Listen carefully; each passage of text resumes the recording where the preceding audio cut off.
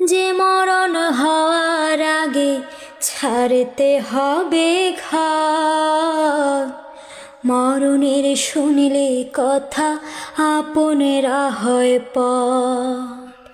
যে মরণ লাশ হলে কেউ চায় না গোসল দিতে, আসে না ছেলে বাবার কফিন কাঁধে নিতে। শেষ দেখাটা মা বাবা সন্তানেও দেখে না,